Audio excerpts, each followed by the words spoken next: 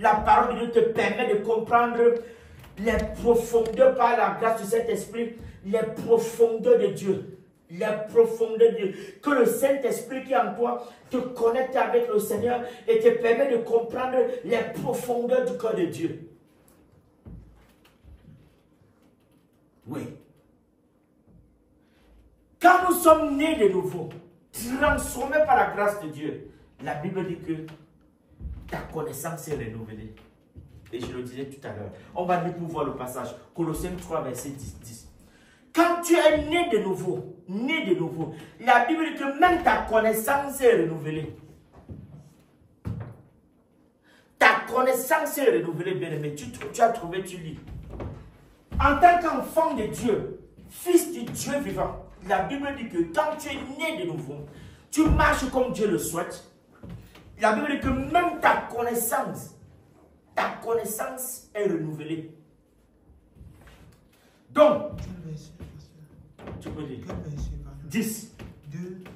Colossiens 3, verset 10. Que ta connaissance est renouvelée. Nous avons lu ça tout à l'heure. Ayant revêtu l'homme nouveau qui se renouvelle dans la connaissance selon l'image de celui qui l'a créé. Ayant renouvelé l'homme nouveau. Ayant revêtu l'homme nouveau qui se renouvelle dans la connaissance selon l'image de celui qui l'a créé. Oh frère, c'est de la profondeur. Vous voyez, Dieu dit que ce que tu étais avant, quand tu donnes ta vie à Jésus-Christ, l'Esprit de Dieu est en toi. Maintenant, qu'est-ce que Dieu fait? Dieu dit maintenant là, qu'il lave toute ta façon de réfléchir.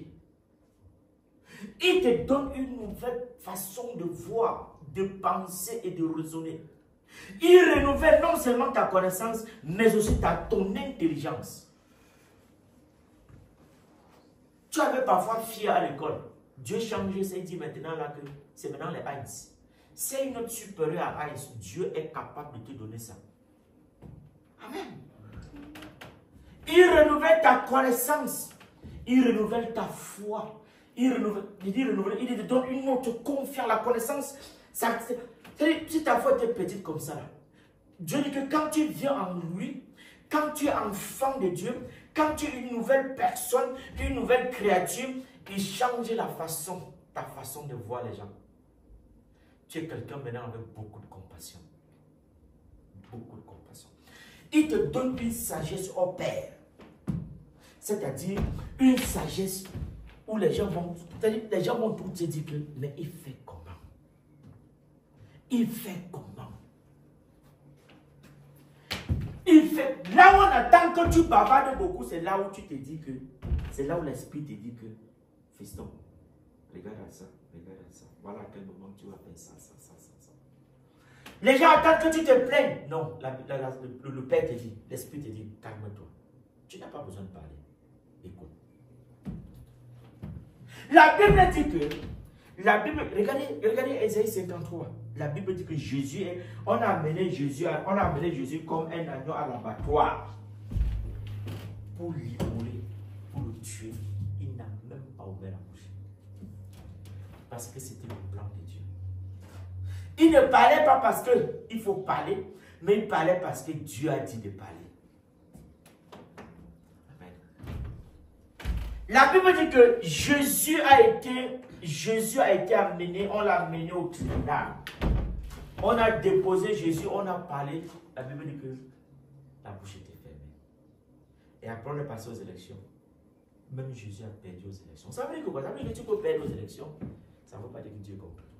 Tu peux perdre et Dieu avec toi. Amen. Parce qu'on avait fait le vote. Ils ont voté. Qui est pour Jésus? Qui n'est pas pour Jésus? Tous étaient pour Barabbas. Peu étaient pour Jésus. Jésus a perdu les élections. Alors frère, ça nous parle. Colossiens 3 dit que ce que tu étais, non, change. Tu dois changer parce que tu as quelque chose que tu ne connais pas.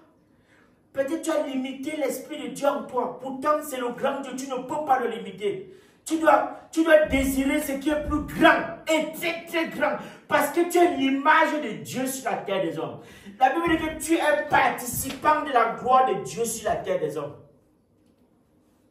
C'est-à-dire quand on te voit là, c'est Dieu. Donc quand on te voit là, on ne cherche plus Dieu. Plusieurs fois Jésus a dit qu'il est Dieu. On a dit blasphème, rappelez-vous. On a dit blasphème, on a jugé. Jésus a dit qu'il est Dieu. Les gens n'ont pas cru. Pourquoi? Parce que la connaissance n'était pas renouvelée. Ils ont lu, mais ils n'ont rien compris. Parce qu'ils n'avaient pas Dieu. L'Esprit de Dieu ne l'avait la foi. Jésus dit qu'il est Dieu. Que Dieu lui forme une personne. À cause de ça, on le fout en prison. Vous voyez?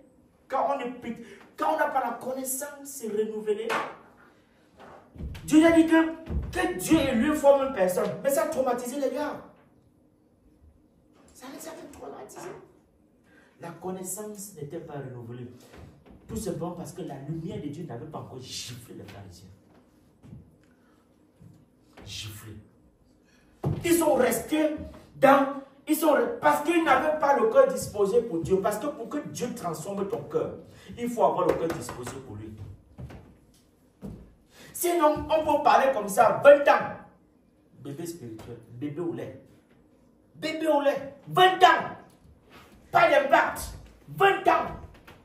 Et c'est de ça dont le Seigneur nous dit que nous devons quitter. L'apôtre Paul, que cesser d'être des enfants au lait. Nous devons manger de la nourriture solide.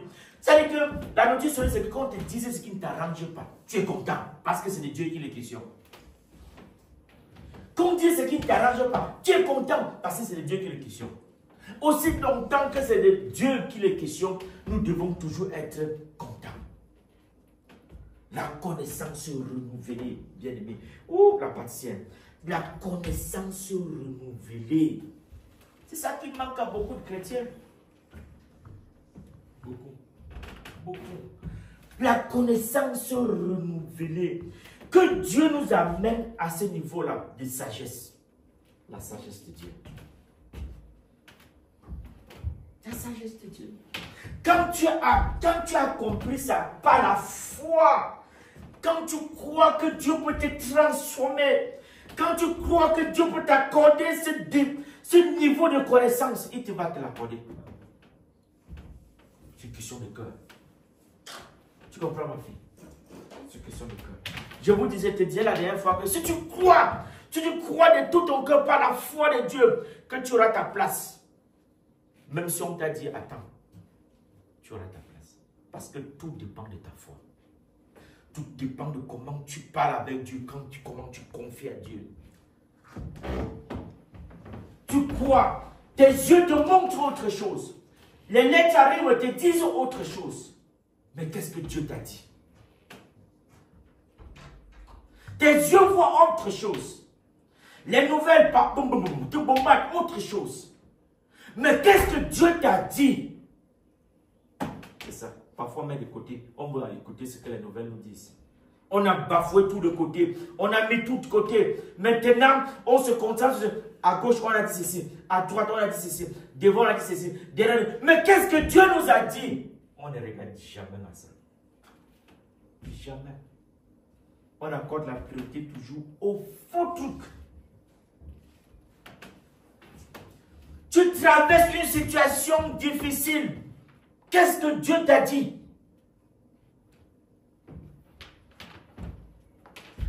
Dans ta famille, on te bombarde de gauche, droite, machin, ceci, cela. Mais qu'est-ce que Dieu t'a dit? C'est le plus important. Ce que Dieu a dit est le plus important. Amen. Amen. Ce que Dieu a dit, c'est le plus important parce que ça demande de changer beaucoup de paramètres dans son système de pensée. Alors dans Romains 12, verset 2, ça demande une transformation. Nous devons aller à la racine qui détruit beaucoup de choses pour arriver à ce niveau. Romains 12, verset 2. Amen. Nous devons aller à la racine, détruire beaucoup de choses. Beaucoup de choses. Romains 12, du verset 2. Je vous exhorte donc, frères, par la compassion de Dieu, à offrir vos corps comme un sacrifice vivant, saint, agréable à Dieu, ce qui sera de votre part un culte raisonnable. Ne vous conformez pas au siècle présent, mais soyez transformés par le renouvellement de l'intelligence, afin que vous discerniez quelle est la volonté de Dieu, ce qui est bon, agréable et parfait. Amen. Amen. Si nous comprenons ça, c'est pourquoi c'est investir plus pour les choses de Dieu. Diana, lis dans ta Bible. Tu as apporté la Bible? Oui, j'ai ça en digital. Lis dans ta Bible. Romains 12, verset 2. C'est...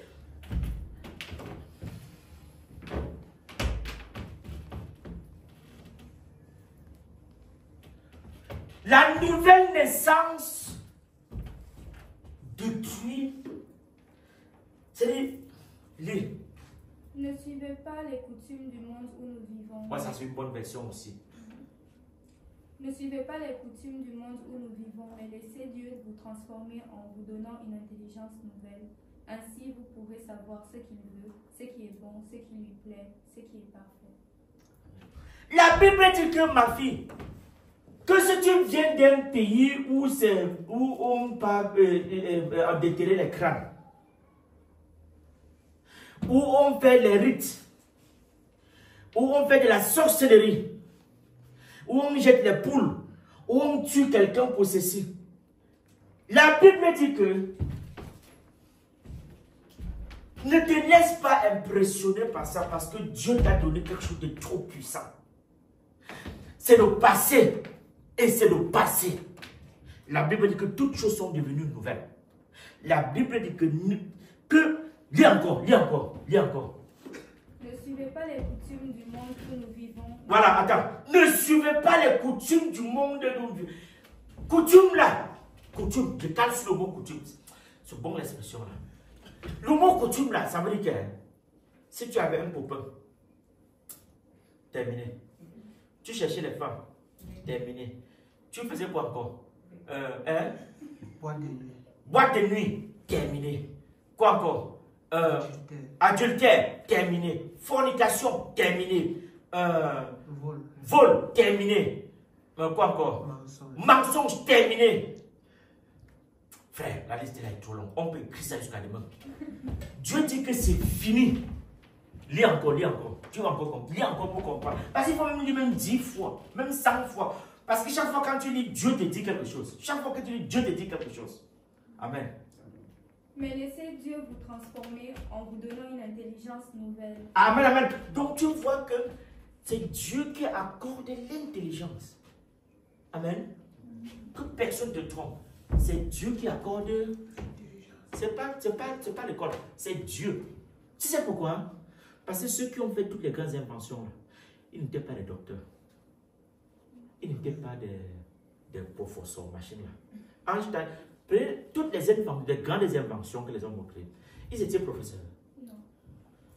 Regardez quand Dieu veut construire le temple, quand Dieu confie la mission à Salomon ou à son père avant, qu'est-ce que Dieu dit? Qui va douter?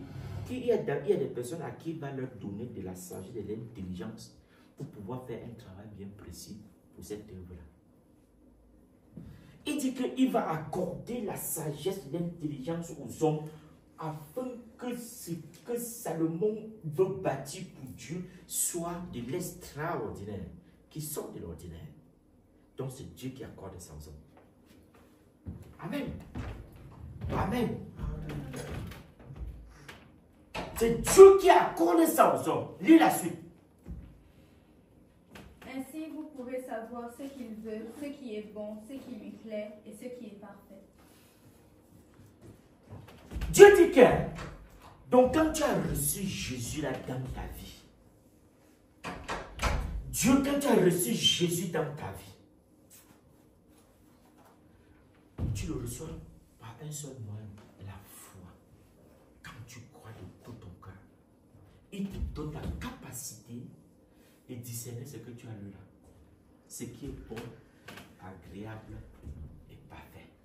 Si tu n'as pas Jésus, tu ne verras jamais ça. Les gars qui sont dehors, la fument la drogue dehors, la cherchent les femmes là, est-ce qu'ils comprennent ça?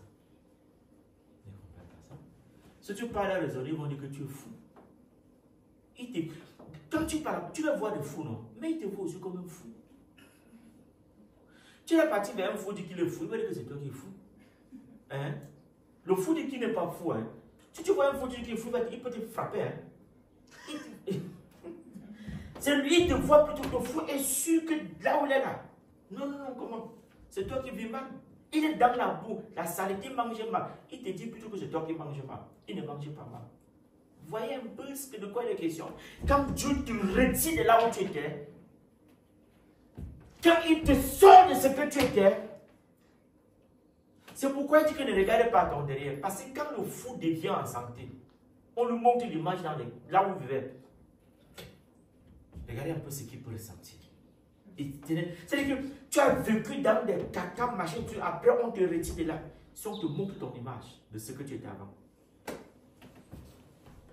Ça va te faire mal. Tu vas chercher à changer de vie parce qu'on te connaît partout. Imaginez que tu marchais nu ici, là. Imaginez que tu marchais nu partout, on te voyait partout, machin, tu nu partout. Et un jour, quand Dieu te lave tes yeux, on te sort de là. Après, on a filmé, on passe à la télévision. Les gars ont filmé partout, WhatsApp partout. Comme les réseaux sociaux maintenant, c'est grave. On te met partout. Quand tu reviens normal, si on te montre les photos là, ça te choque. Et dans la plupart des cas, on quitte la vie. Parce qu'on te connaît tout. Vrai ou vrai? Non, tu vas changer de vie, gars. Hein? Il faut être comme les Esaïe pour rester. Il faut être comme les Esaïe pour rester. Oui, parce que Dieu lui avait dit des choses, le gars, il est resté. Mais il faut que ça soit, c'est-à-dire que pour rester, il te faut la révélation de Dieu. Ce n'est pas facile. La marche avec Dieu, ce n'est pas facile. Vous voyez, la marche avec Dieu, c'est tout un changement de façon de voir la vie. Tu as toujours le désir de parler de Dieu aux autres. Le jour où ta foi, le jour où l'évangile va baisser, tu as cessé de parler de Dieu aux autres. Le jour où tu descends d'un cran dans l'évangélisation, ta foi baisse. Je dis, le jour où tu vas cesser de parler de Dieu aux autres, il faut savoir que tu as chuté. Satan est à ta porte. Il veut finir avec toi. Parce que s'il y a une chose que Dieu nous a dit, ce n'est pas d'avoir les voitures, hein. C'est d'aller évangéliser. La seule chose que Jésus faisait sur la terre des hommes, c'était de parler de Dieu, de parler du nouveau, de Dieu aux autres, de la nouvelle vie. C'est de ça qu'il passait tout le temps à parler. Et si aujourd'hui tu fais le contraire, c'est qu'on a traumatisé ton cerveau. La seule chose que, si ton zèle d'évangélisation a baissé, non, ce que tu as rétrogradé. Ah, vous croyez que je blague? Je vous dis la vérité. C'est le zèle de parler de Dieu aux autres. C'est-à-dire quand tu es au téléphone avec quelqu'un, mais 3 fois tu es au téléphone, tu ne parles jamais de Dieu. C'est qu'il y a un problème. Si le zèle d'évangélisation a baissé, tu as chié dans la culotte. Il faut activer encore ça rapidement. Se mettre au travail. C'est qu'il y a un truc qui ne va pas. Tu es mal entouré, très mal entouré. Tu ne peux pas passer ta vie à parler des futilités que tu n'iras même, quand tu vas quitter la terre, tu ne prendras même pas. Passer toute ta vie à parler des futilités.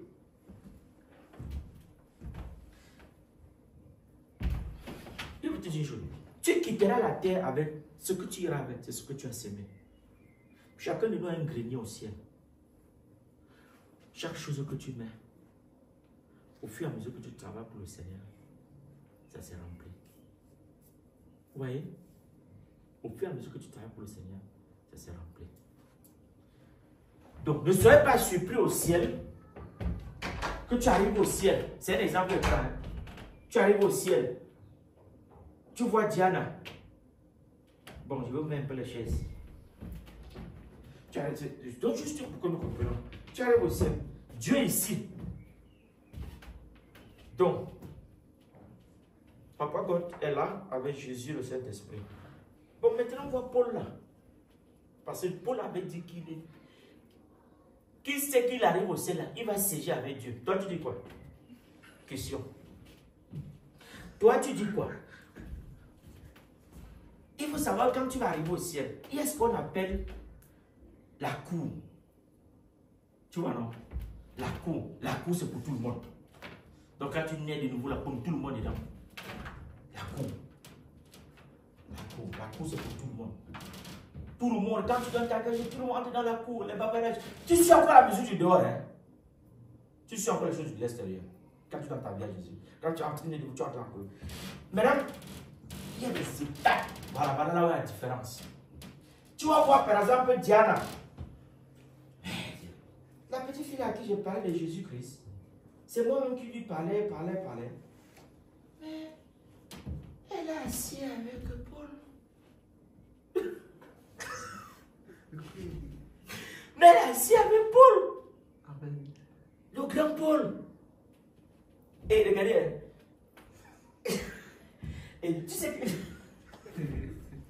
Je vous dis que c'est un exemple. Oui, c'est un exemple. Elle est assise là avec Paul. Tu sais qui est Paul? C'est le monstre de l'évangile. C'est grâce à lui que nous avons l'évangile comme dans la dimension. Que tu es assise là, ma fille, avec grand Paul. Le grand Paul. Vous parlez des choses.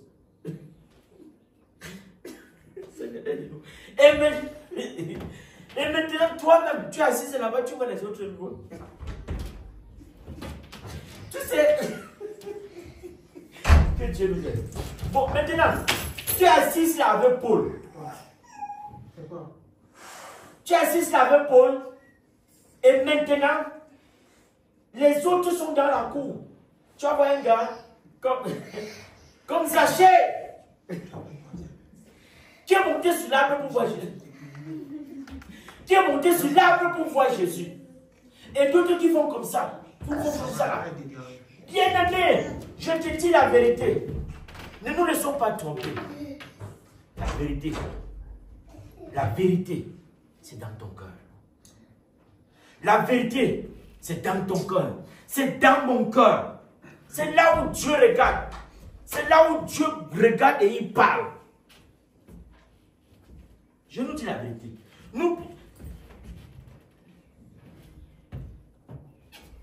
La Bible dit que Paul a dit qu'il est content d'avoir fait le bon combat. Il a fait le bon combat et que la justice, et que la couronne de justice lui est réservée. Ça veut dire que là-bas avec Dieu, là, non comment? Les décisions de Dieu, c'est avec lui. Hein? Il avait une certitude et une foi que tu ne pouvais pas détrôner. Et le Seigneur nous dit que quand nous avons donné notre vie à Dieu, non, c'est là-bas. C'est là-bas où nous avons. C'est là où il faut atterrir. Parce que si tu n'as pas la foi au-dessus de ce que tu vois, de ce que tu penses, et les gens te disent, non, tu n'as pas vu, tu n'as rien compris. Ça transforme de l'intérieur. Ça fait une chirurgie tellement peu. Ça part, ça coupe, ça tranche. Il faut mesurer un peu ce que ça fait, la parole de Dieu. Quand tu es né de nouveau, et quand tu acceptes avec tout ton cœur, tu acceptes le Seigneur de tout ton cœur. Je dis de tout ton cœur. Non. Les gens vont dire, tu as mis ta main quelque part. Les gens ne vont rien comprendre. Les gens vont dire que tu as touché quelque chose. Et quand toi tu arrives au niveau, que on parle que tu as touché quelque chose là, il faut savoir que Dieu est avec toi. Aussi longtemps que tu n'as pas d'impact. Parce qu'on va te juger aussi avec tes œuvres sur la tête des hommes. Si tu n'as pas d'impact, Dieu va dire, je suis arrivé au ciel, c'est ce qu'on a dit.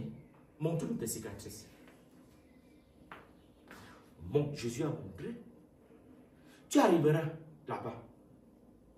Quand on va dire montre ta part, tu vas dire que quoi? Que tu étais très occupé. Tu ne regardes pas ça. Quand Dieu va dire montre-moi ce que tu as fait, tu diras quoi? C'est ça, la marque là, sur ses pieds. Où sont tes cicatrices? La marche avec Dieu te permet d'arriver là-bas, d'avoir de l'impact, bien-aimé. Où sont nos cicatrices? C'est où? Jésus est arrivé au ciel. Je vous dis la vérité. Il a montré, papa. Voilà tout. Les pieds, les mains, les côtes. Et nous sommes sur la terre. On nous dit d'évangéliser, on pleure. On nous dit de faire ceci, on pleure. Où sont nos cicatrices? Nous servons Dieu, ça fait 40 ans. Où sont les cicatrices de cette œuvre-là? Amen. Alors, vous voyez, tout ceci arrive quand ici, là, tout change. Quand ça, là, ça change, là, les cicatrices, là, arrivent, tu ne te rends même plus compte. Parce qu'il y a beaucoup de choses. Beaucoup de choses que... Parce que quand ta pensée, quand tout est changé là-dedans, là, quand tout chamboule là-dedans, là, tu n'es plus la même personne. La Bible dit que, allons dans Ephésiens 4, verset 24, la Bible dit que, quand tu es une nouvelle créature, même ta propre vie, tu vas mener une vie sainte. Amen. Une vie sainte. Alléluia. Une vie sainte. J'ai dit sainte. Bien-aimé, tu as trouvé, tu lis. Ephésiens 4, le verset 24.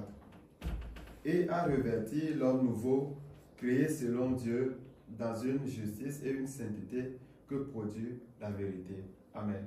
Il a revêtu l'homme nouveau.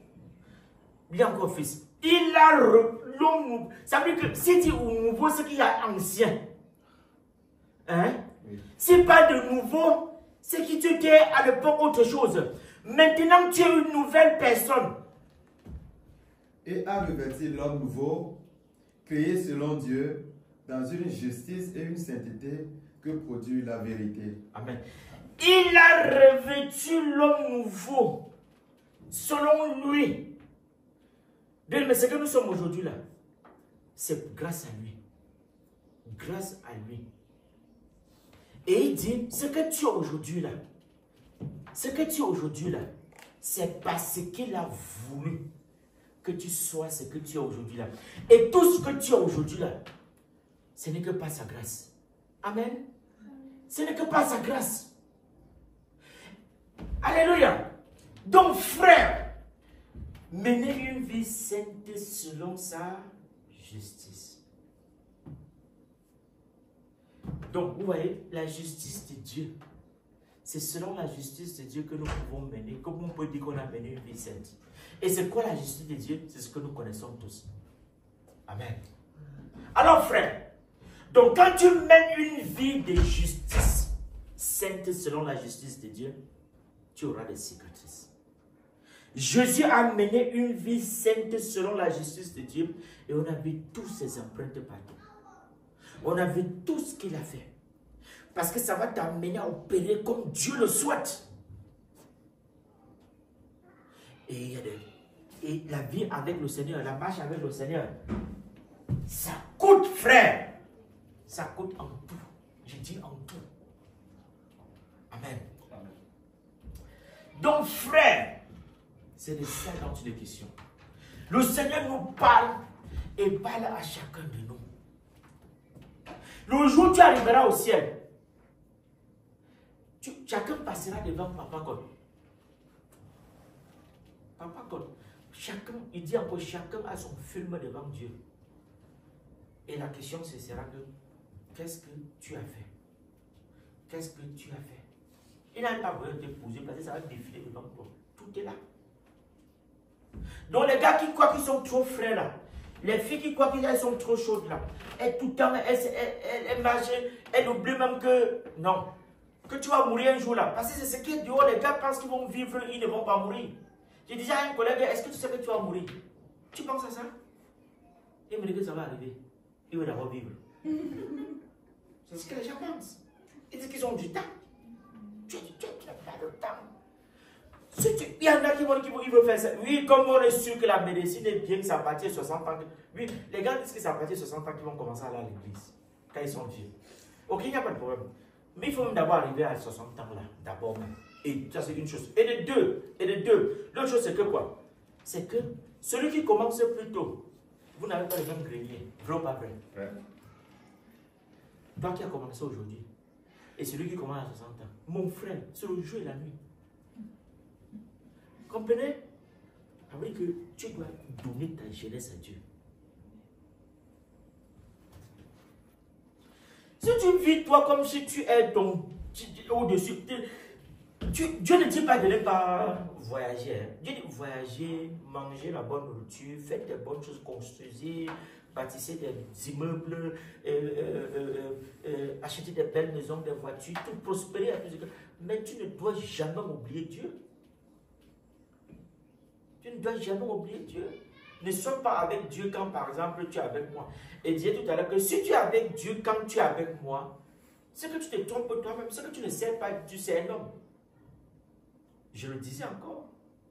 Tu dois servir Dieu parce que c'est ton Père, c'est le créateur de tout. Parce que c'est Papa God. Pas parce que tu es quelque part avec quelqu'un et pendant ce temps-là, tu sais Dieu et après tu ne sais plus Dieu. Et quand tu es seul, tu ne sais plus Dieu. C'est que tu as chié dans la culotte. C'est que tu vas voir tout compliqué. On va devoir changer de ville parce que... Non.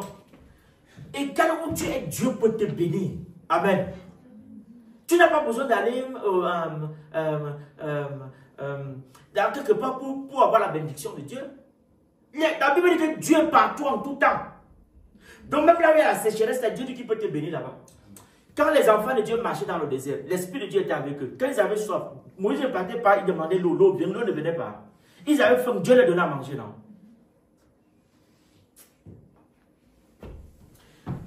Mais, si tu es quelque part et c'est dur, prie. Demande à Dieu. Demande à Dieu si tu es au bon endroit. Et si tu es sur la bonne terre. Ça peut être aussi un moment où Dieu veut t'éprouver. Pour voir si tu crois vraiment en lui. Si tu vois vraiment si tu as confiance en lui. Nous devons comprendre que les situations difficiles parfois dans la vie, ce n'est pas la malédiction. C'est parfois même le bonheur. Et parce que quand la phase la passe, ce n'est plus toi qui demande la place. On te positionne sans même te demander. Quand tu... Regardez, je prends un exemple. Joseph, quand on l'envoyait en prison, c'est sûr que les gars disaient que le gars là, sa vie est finie, il ne faut pas en prison. Parce qu'il était chez Potiphar. C'est lui qui était l'intendant de tous ses biens. C'est lui qui gérait tous les biens de Potiphar. C'était le patron. Donc après Potiphar, c'était lui. Je mets sa femme de côté parce que sa femme le portait, c'est une personne. Après Potiphar, c'était Joseph. Tout ce que le gars l'a touché avec sa main, ça prospérait. Potiphar lui a donné. Potiphar avait fait tellement confiance à ce gars-là que tu ne peux pas imaginer. Et quand le coup là s'est posé, le coup, la femme là, la femme de Potiphar a voulu, on l'a mis en prison. Imaginez, si c'est toi, tu vas dire que quoi? Tu es tellement en haut, après directement tu shootes.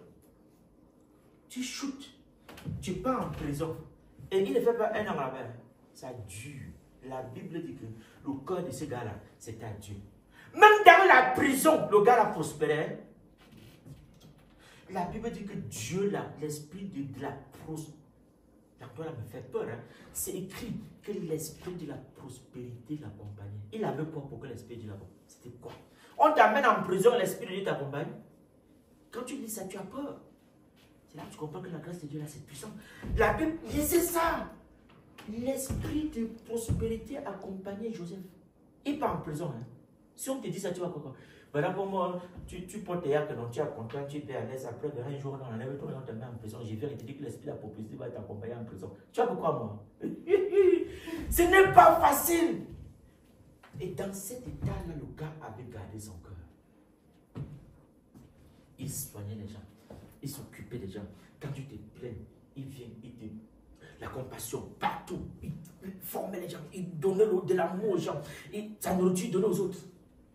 Il avait de l'amour. Il accordait le temps aux autres.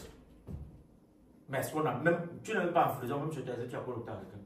Tu as le temps de parler bien avec quelqu'un. On va sortir là, tu es arrivé chez toi là, après tu pars, tu entres dans ta chambre, tu fermes ta porte, tu mets ta nourriture, après tu dis ton cas est terminé. Sors, tu parles, ton voisin, tu appelles. Vous vivez même parfois dans les endroits où il y a beaucoup de personnes autour de vous qui ne connaissent pas le Seigneur. Préparez un jour, même si vous n'avez pas l'argent, dites-moi, on va disposer de l'argent, on prépare inviter tous les voisins. On profite, on bombarde l'évangile comme Dieu va nous conduire. Pourquoi? Dieu dit qu'il nous a dotés d'une connaissance renouvelée. Mais pourquoi nous ne pouvons pas établir des stratégies pour gagner les âmes à Dieu? Pourquoi la stratégie que nous établissons, c'est toujours pour réussir l'examen, construire la maison, réfléchir, gérer les hommes. Mais pour ce qui est de l'évangile, de la mission que Dieu nous a confiée, on ne pense jamais à ça. C'est tout pour les grands projets des hommes. Parce qu'on va te voir, on va t'élever. Mais Dieu dit que c'est bien, mais c'est insuffisant pour qu'il te donne encore plus. Pour réjouir le cœur de Dieu, il faut évangéliser, c'est tout. Tu n'as pas besoin que la personne croie à l'instant, mais il faut seulement parler de lui. Que la gloire lui revienne au nom de Jésus-Christ. Amen. Bien aimé, j'arrête assez de vous. Amen. Amen. Est-ce que c'est clair pour le droit de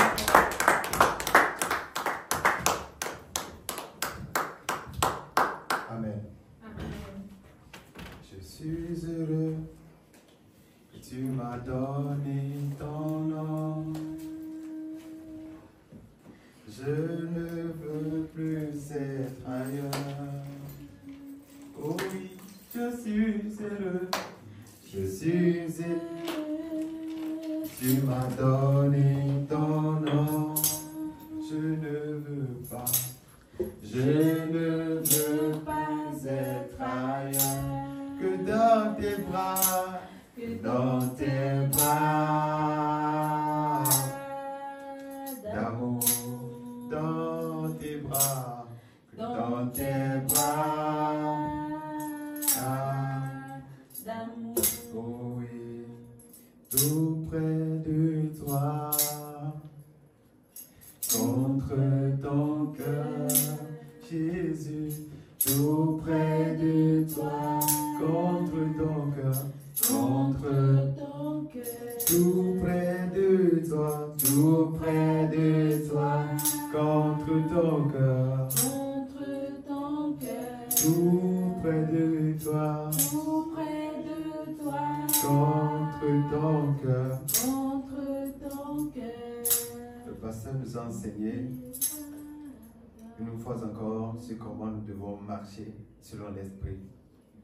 Il nous a noté, il nous a notifié l'importance du revêtement de l'homme nouveau et le renouvellement de notre intelligence pour pouvoir facilement marcher selon l'esprit. Et pendant qu'il parlait, il a pris une image, l'image d'un fou qui après être guéri de sa folie, lorsqu'on va lui montrer là maintenant les photos, pendant qu'il était fou, il ne va pas croire, il va jamais vouloir même vivre dans la même ville, parce que les gens le connaissent comme ça. Et pendant qu'il parlait, il y a une image qui m'est venue. C'est l'image de nous quand nous venons à Christ. La Bible dit, nous sommes devenus nouvelles créatures. Je me suis posé la question, mais pourquoi est-ce que nous pouvons encore, étant lavés par l'eau de la parole, étant sanctifiés, étant devenus une nouvelle personne, une nouvelle créature, pourquoi nous pouvons une fois encore regarder la boue et se sentir attirés par la boue? Pourquoi nous pouvons voir encore ce comportement de folie et on va se vautrer là-dedans? Pourquoi devons-nous nous comporter comme cette true-là, ce cochon-là, qui, la Bible dit, après être lavé, va encore pour se vautrer dans la boue? Qu'est-ce qui nous arrive? Après être guéri de la folie, on se comporte et on se contente de continuer comme ça. Tu vas prier, tu vas dire au Père, Père, donne-moi la haine du péché. Crée en moi ton cœur, un cœur sensible, le cœur de Dieu. Ce cœur qui déteste le péché. Le pasteur nous a dit qu'il s'agit du cœur, de la disposition de notre cœur. Surtout en ce mois de jeûne, dis Père, je veux avoir ton cœur. Je veux avoir ton cœur. Je veux marcher selon ton esprit. S'il te plaît, je ne veux plus aller me vautrer encore dans la boue. Je ne veux plus aller me donner à ce péché. Non, s'il te plaît. S'il te plaît. Donne-moi de haïr le péché de toutes mes forces. Donne-moi ton cœur, le cœur de Dieu. Ce cœur sensible à ce que l'Esprit me dit. Quand l'Esprit va me parler, que je sois toujours disposé. Je ne veux pas, Seigneur, continuer dans la folie. Je ne veux plus continuer, Seigneur, avec ce péché. Non, je ne veux pas, je n'aime pas ça. Je n'aime pas cette saleté. S'il te plaît, accorde-nous la grâce. En tant que famille, Père, accorde-nous la grâce. Oh, en tant que communauté, s'il te plaît, accorde-nous cette grâce. La grâce de haïr le péché. Donne-nous le cœur selon toi. Le cœur de Dieu, le cœur sensible à l'Esprit de Dieu. En ce mois de jeûne, Seigneur, donne à chacun de nous, et même à ceux qui vont suivre la parole, le cœur sensible. Ce cœur qui est toujours attentif à la voix de Dieu. Nous avons prié, nous avons la foi que tu l'as fait. Sois loué, sois exalté dans le nom de Jésus. Amen. Tu vas élever ta voix, tu vas prier pour ton mois. Tu vas prier pour ta semaine. Tu vas déclarer ce que tu veux voir. Décrète et déclare ce que tu vois. Tu es en train de créer. Tu es en train de créer. Tu es un roi, tu es une reine. Ta parole est créative. Ah, quand ta parole sort, elle crée. Elle crée tes réalités. Ah, tu es en train d'appeler les bonnes nouvelles. La faveur, partout où tu vas. La grâce de Dieu est sur toi. Quelqu'un rentre en contact avec toi et ça, il y a quelque chose qui a changé. Il y a quelque chose qui a shifté dans ta vie. Ton autorité a changé. Ton statut a changé. Dieu a changé même ton habit. Il t'a revêtu de la gloire. Tu n'es pas nu. Tu n'es pas toute nue. Tu es rempli de la gloire de Dieu. Tu n'es pas comme Adam et Ève après le péché. Non, la gloire de Dieu est sur toi. Tu dois marcher avec cette conscience que tu marches avec quelque chose. Tu n'es jamais seul. Merci Père. Parce que ce mois est béni. C'est le mois de multiples grâces. Oh, c'est le mois où tu nous positionnes, Seigneur, par ta sagesse. Oh, c'est le mois où nous régnons, où nous manifestons ton caractère. C'est le mois où nous te ressemblons plus. C'est le mois où nous portons plus de fruits. Seigneur, dans nos familles, dans nos entreprises, dans ce monde, dans cette ville où tu nous as établis. C'est le mois où on voit ta main sur nos vies. C'est le mois où nous manifestons la vie du Christ en nous. C'est le mois où nous manifestons l'amour de Dieu. C'est le mois où nous ne détestons personne. C'est le mois où nous pardonnons facilement. C'est le mois où nous manifestons la miséricorde de Dieu. C'est le mois où nous bénéficions des faveurs, des grâces de Dieu, matin, midi, soir. Oh, la Bible dit que ses bontés se renouvellent pour nous. Ses miséricordes se renouvellent pour nous. Oh, merci Père. Merci Seigneur, parce que cette semaine est bénie. Nous la déclarons bénie Seigneur. Et nous marchons dans la sanctification. Nous marchons dans la sainteté. Nous marchons en toute consécration Seigneur. Nous te consacrons ce mois. Et cette semaine Seigneur, ta grâce nous est accordée pour pouvoir être à toi. Nous nous donnons à toi Seigneur. Prends tout de nous pour la gloire de ton nom. Utilise-nous pour la gloire de ton nom. Pour que Jésus soit vu dans nos vies, au travers de nos vies, par nos vies, au nom de Jésus. Merci Seigneur, tu le fais parce que c'est ta volonté. Que ton règne vienne au milieu de nous. Dans le nom de Jésus, nous avons prié. Amen, amen. En termes d'annonce, nous avons le mercredi, études bibliques. Connecte-toi pour qu'ensemble nous puissions partager la parole de Dieu, pour qu'ensemble nous puissions nous édifier et nous bénir. Amen. Est-ce que tu es béni d'être dans la présence de Dieu aujourd'hui? Est-ce que tu es béni? Je donne l'opportunité, la parole au pasteur pour prier. Alléluia, gloire à Dieu. Le frère est ici devant, pardon. Le frère reste. Amen. Je bénis le Seigneur pour la vie du frère Justin. Amen. Je bénis le Seigneur pour sa vie. Je crois que j'ai noté ça quelque part. J'ai un passage pour lui dans Deutéronome 7. Lis tout le chapitre, particulièrement à partir du verset 13. Amen. Le Seigneur dit dans sa parole, je vais le lire.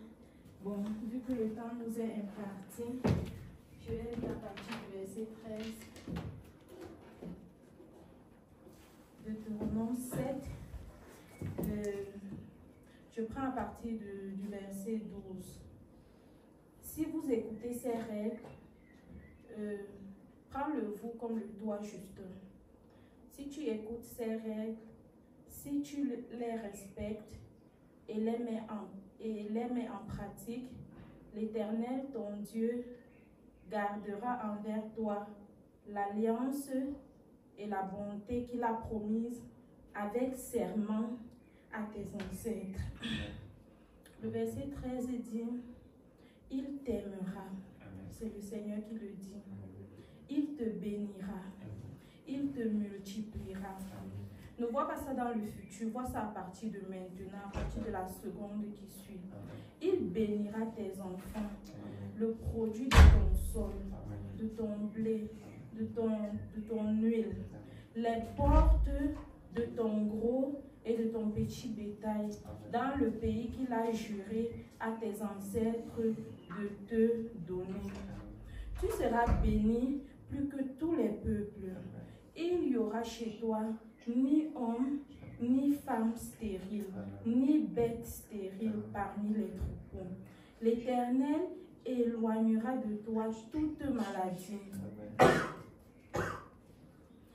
Il ne t'enverra aucune des mauvaises maladies d'Égypte que tu connais, mais il frappera tous tes ennemis. Je vais m'arrêter à ce niveau.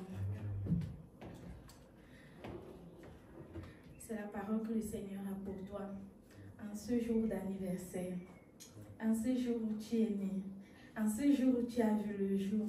J'aimerais que vous joigniez votre voix à la mienne et nous lui souhaitons et nous lui chantons un joyeux anniversaire. Joyeux anniversaire, joyeux anniversaire, joyeux anniversaire, Justin. Joyeux anniversaire, que Dieu te bénisse, que Dieu te bénisse, que Dieu te bénisse, Justin. Que Dieu te bénisse, que Dieu te protège, que Dieu te protège, que Dieu te protège, Justin.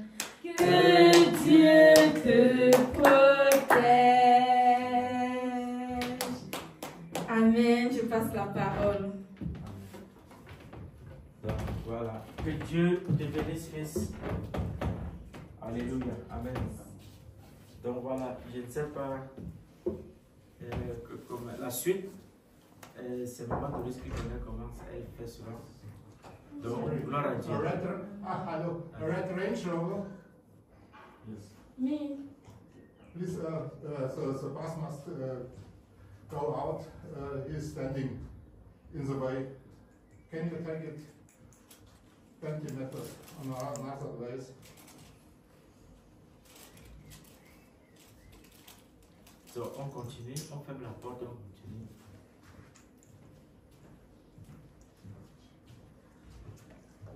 So, voilà.